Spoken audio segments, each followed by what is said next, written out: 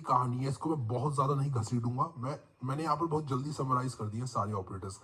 Arithmetic operator, फिर उसके बाद comparison operator, assignment operators, logical operators और बिटवाइज ऑपरेटर्स। प्राइमरीली ये सारे ऑपरेटर्स होते हैं जावा के अंदर हमारे।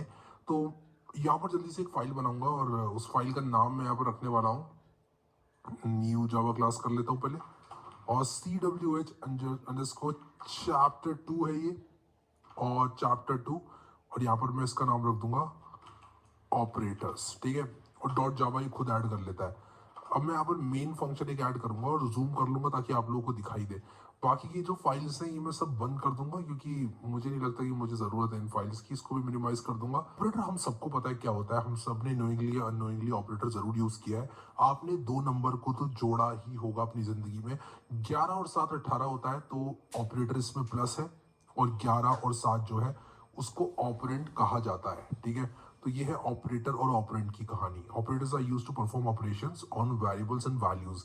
जरूरी नहीं है कि वो ऑपरेशन वैल्यूज पर ही हो, वेरिएबल्स पे भी हो सकते हैं। जैसे मान लो आपका int x is equal to 8 आपने लिखा है यहाँ पर, और मान लो कि आप लिखते हो x plus 2 is equal, x plus 2 लिखते हो, प्रिंट करते हो x प्लस। अब मैं 6 माइनस 4 भी कर सकता था, इसको 6 माइनस a भी कर सकता था, और इसको मैं रन करूंगा तो यहाँ पर देखो b की वैल्यू क्या आ गई, 2 आ गई, क्योंकि 6 माइनस 4 2 होता है। तो इस तरह से मैं जो है आराम से अपने ऑपरेटर्स को यूज कर सकता हूँ।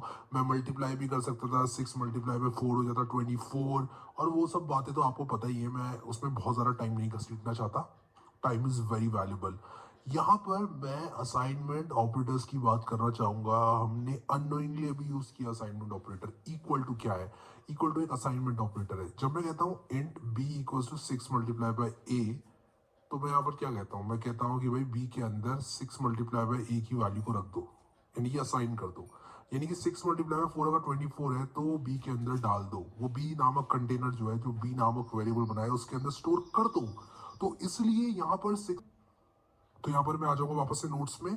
मैंने लिखा हुआ है यहाँ पर arithmetic operators can not work with bullions. Bullions पे काम नहीं करेंगे अरिथमेटिक ऑपरेटर्स, बाकी सब पे काम करेंगे। क्योंकि यार 1 प्लस 2 क्या होता है, मतलब क्या करना क्या चाह रहा है। अगर कोई बंदा ही लिख रहा है 1 प्लस 2 या 4 मल्टीप्लाई बाय 2, तो यार मतलब उसके बात का कोई मतलब बनता नहीं है, तो इसलिए नहीं करते हैं काम ये। अब यहाँ पर मैं एक ऑपरेटर के बारे में बताना चाहता हूँ जो कि शायद किसी को ना पता हो। प्लस माइनस स्टार डिवाइड तो सबको पता है, ठीक है। यहाँ पे देखो परसेंटेज, ये जो परसेंटेज वाला ऑपरेटर है इसको देखो ध्यान से। मैं यहां पर करूंगा क्या कि मैं इसको यूज करके दिखाता हूं। अगर मैं 6% 4 करूं, यानी कि 6% ही करूं, तो इसका मतलब क्या है। इसका मतलब ये है कि अगर आप डिवाइड कर रहे हो 6 को 4 से, तो रिमाइंडर क्या बचेगा, इसको मॉड्यूलो ऑपरेटर बोलते हैं। और वो जो प्लस माइनस टाइम्स डिवाइड मैंने करके दिखाया वो मैं नहीं लिख रहा हूँ क्योंकि आपको पता है यार वो तो सारा, ठीक है। मॉड्यूलो ऑपरेटर शायद आप लोग को ना पता हो, तो 2 आएगा ये, क्योंकि अगर मैं डिवाइड करूंगा 6 को 4 से, तो 4 मल्टीप्लाई में 1 4 आ जाएगा और 2 रिमाइंडर आ जाएगा। तो b की वैल्यू जो है 2 प्रिंट होनी चाहिए। राइट क्लिक रन करूंगा और यहाँ पे देखो 2 प्रिंट आ जाना चाहिए, और 2 प्रिंट हो भी गया यार, ठीक है। तो ये है हमारे नोट्स जो कि बनाए मैंने। असाइनमेंट ऑपरेटर देखा हमने, अरिथमेटिक ऑपरेटर देखा। असाइनमेंट में एक चीज और होती है, प्लस इक्वल्स टू ऑपरेटर, उसको बता देता हूं आप लोगों को। अगर मैं यहाँ पर इसको कमेंट आउट कर दूं और यहाँ पर लिख दूं b प्लस इक्वल्स टू 3, और यहाँ पर मैं लिख देता हूँ b इज इक्वल टू 9 और b प्लस इक्वल्स टू 3, तो इसको इंट भी बना लेता हूँ। तो मैंने b को 9 किया और कहा कि b प्लस इक्वल्स टू 3। इसका मतलब यह है कि b में असाइन कर दो 9 प्लस 3, यानी कि b में 3 जोड़ दो। b प्लस इक्वल्स 3 मतलब b में 3 जोड़ दो, ठीक है। इसको रन करूंगा अभी, और यहाँ पर देखो 12 आ गया, क्योंकि 9 और 3 क्या होता है, 9 और 3 12 होता है, ठीक है। सो इस तरह से हम लोग जो है इसमें एडिशन और स्टार इक्वल्स टू भी आप कर सकते हो। ये 27 हो जाएगा star equals to, and so on, ठीक है। तो इस तरह के बहुत सारे ऑपरेटर्स हैं, बट आप लोग को इस तरह का पैटर्न दिख रहा है, तो इसका मतलब b is equal to b multiply by 3 आप यहाँ पर कर सकते हो, ठीक है। इसके बाद हमारे पास कंपैरिजन ऑपरेटर्स होते हैं। कंपैरिजन ऑपरेटर्स क्या करते हैं कि ट्रू या फॉल्स रिटर्न करते हैं। जैसे कि अगर मैं प्रिंट करूं यहाँ पर, बी तो प्रिंट हो ही रहा है मेरा, बी के बाद अगर मैं प्रिंट करूं 6 इक्वल्स टू 8, तो ये ट्रू है या फॉल्स है। ऑब्वियसली ये फॉल्स है यार, 6 8 के इक्वल थोड़ी ना होता है। अब एक सिंगल इक्वल टू और डबल इक्वल टू में डिफरेंस भी समझना। सिंगल इक्वल टू होता है assignment operator, double equal to होता है कंपैरिजन ऑपरेटर, जो चेक करता है कि क्या 6 8 के बराबर भी है या नहीं है, तो इसलिए डबल इक्वल टू यहाँ पर यूज होता है। तो 6 इक्वल्स टू 8 मैंने किया तो फॉल्स आ गया, लेकिन क्या 6 इक्वल्स टू 6 ट्रू या फॉल्स? ऑब्वियसली यार ट्रू, तो यहाँ पर ये ट्रू यहाँ पर आएगा प्रिंट हो गए। तो ये मेरे क्या है कंपैरिजन ऑपरेटर्स। क्या 64 इज ग्रेटर देन 6?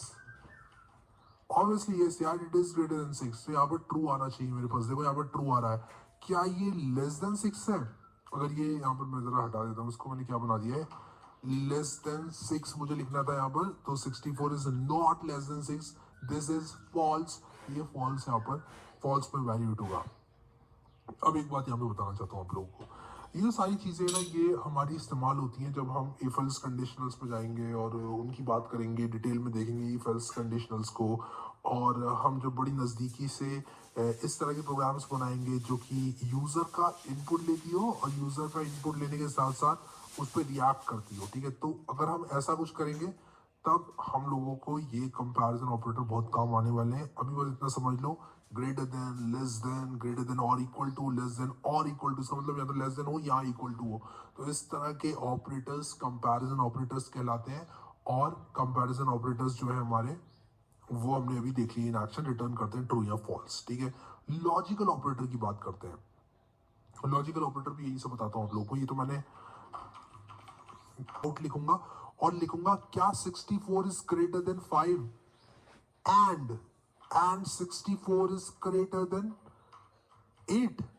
देखो मैंने कहा ये भी और ये भी, तो ये बात सच होगी या झूठ होगी? अगर मैं कहूं तुम अच्छे भी हो और तुम मार्स में भी रहते हो, तो तुम अच्छे भी हो तो ट्रू है, लेकिन तुम मार्स में तो नहीं रहते हो ना, तो एक फॉल्स हो गई। तो ओवरऑल पूरा स्टेटमेंट फॉल्स हो जाएगा। अगर आपने 10 बातें बोली और 10 बातों में से आपने 9 बातें सच बोली, एक बात झूठ बोल दी, तो कोई पूछेगा कि ये इंसान सच बोल रहा है या झूठ बोल रहा है, तो जवाब यही होगा ना, झूठ बोल रहा है। तो इसीलिए एंड जो होता है ऑपरेटर, वो जब तक सारी कंडीशंस ट्रू में वैल्यूएट नहीं होती तब तक वो ट्रू में वैल्यूएट नहीं होता है।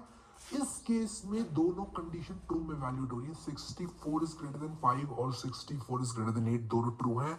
इसको मैं रन करूंगा, जैसे ही राइट क्लिक करके कर देता हूँ रन, राइट क्लिक करके मैं जैसे ही इसको रन करूंगा, आप लोग देखो कि ये यहाँ पर ट्रू प्रिंट हो रहा है। और इसको मैं अगर कमेंट आउट कर दूं जस्ट ताकि कंफ्यूजन ना हो आपको कि ये कंपैरिजन वाला प्रिंट हो रहा है या फिर मेरा लॉजिकल वाला प्रिंट हो रहा है, तो यहाँ पर देखो ये ट्रू प्रिंट हो रहा है क्योंकि दोनों ही ट्रू है। अगर इन दोनों में से कोई भी एक में फॉल्स बना दूं, जैसे 98 कर दूं इसको मैं, तो ये फॉल्स है, ये ट्रू है, तो दोनों को ट्रू होना पड़ेगा ना, तभी एंड ट्रू इवैल्यूएट होगा। तो यहाँ पर देखो मैं इसको रन करूंगा तो ये फॉल्स हो जाएगा।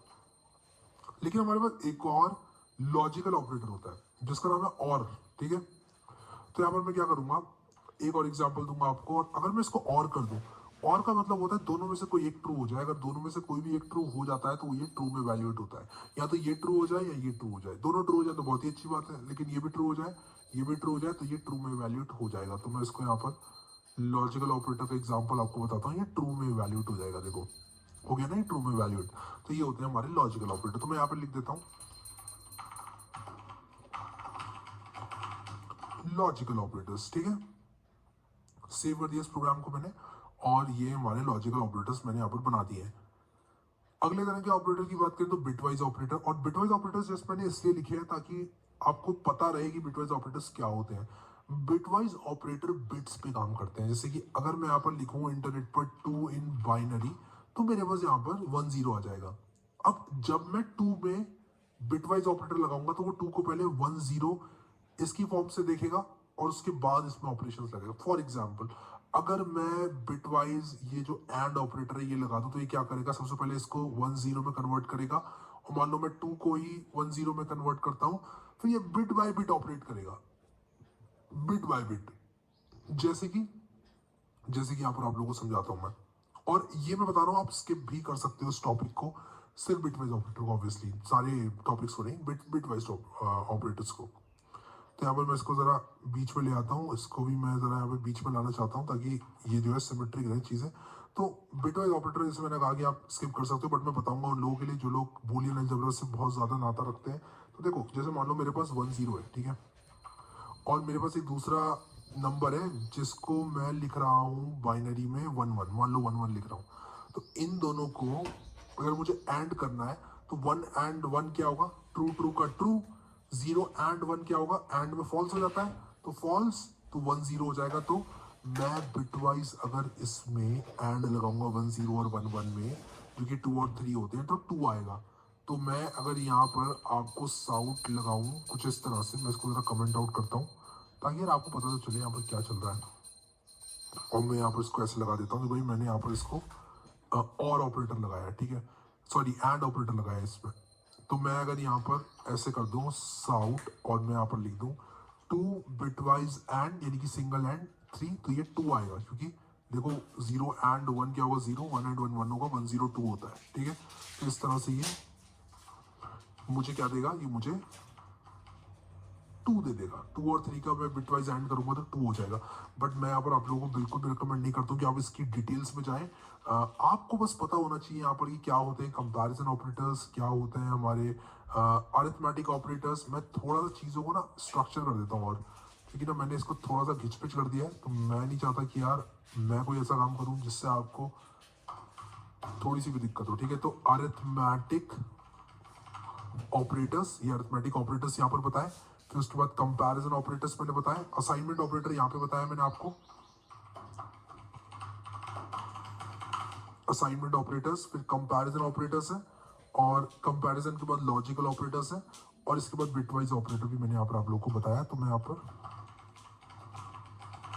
बिटवाइज ऑपरेटर्स थोड़े से कॉम्प्लिकेटेड आपको लग सकते हैं, इसलिए मैं कहूँगा कि अगर आप एक बिगिनर है ज़्यादा दिमाग मत लगाना बिटवाइज ऑपरेटर में, दिस शुड बी इनफ, ठीक है। तो हमने यहाँ पर 1 2 3 4 5 पांचों तरह के ऑपरेटर्स यहाँ पर लिख दिए। ये था हमारा 1, ये था हमारा 2, ये था हमारा 3, ये था हमारा 4, और ये था हमारा 5, ठीक है। तो यहाँ पांचों तरह के ऑपरेटर्स हमने यहाँ पे लिख दिए हैं, ठीक है। अब यहाँ पर नीचे देखो मैंने क्या लिखा है, मैंने कहा है कि यार arithmetic operators can not work with booleans, ठीक है, बूलियंस का काम नहीं करता obviously. Percentage operator can work on floats and doubles also, ठीक है। तो इंटीजर में कैसे काम करेगा पता है भाई, 4 को 2 से डिवाइड किया, रिमाइंडर 0 है, 4 मॉड्यूलो 2 0 आएगा। लेकिन अगर मैं कहूँ 4.1 को डिवाइड करो, मैं कुछ इस तरह से बोलूँ कि भाई 4.1 या फिर 4.8 मॉड्यूलो 1.1 करो, तो क्या होगा, जब आप डिवाइड करोगे 1.1 से 4.8 को, तो रिमाइंडर कितना आएगा, आप ये कितने से जाएगा, 4 बार चला जाएगा, 4.4 आ जाएगा। फिर आप इसको डिवाइड करोगे तो 0.4 रिमाइंडर बचेगा, 0.4 रिमाइंडर बचेगा, तो 0.4 आ जाएगा इसका आंसर, ठीक है। तो ये डेसिमल रिमाइंडर भी दे देगा।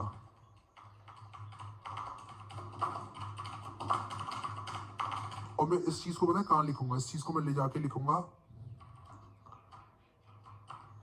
यहाँ पर अरिथमेटिक ऑपरेटर्स के अंदर। तो इस चीज को मैं अरिथमेटिक ऑपरेटर्स के अंदर लिखूंगा, क्योंकि और मॉड्यूलर ऑपरेटर के बाद लिखूंगा यहाँ पर, ठीक है। ये डेसिमल रिमाइंडर रिटर्न करता है। सो आई होप कि आप लोगों को समझ में आ गया काफी अच्छे से कि किस तरह से सारे ऑपरेटर्स काम करते हैं। हम आगे बढ़ेंगे, नोट्स की पीडीएफ आपको मिल जाएगी। मैं यहाँ पर प्रेसिडेंस की बात करूंगा अगले वीडियो में। अगर आप लोगों ने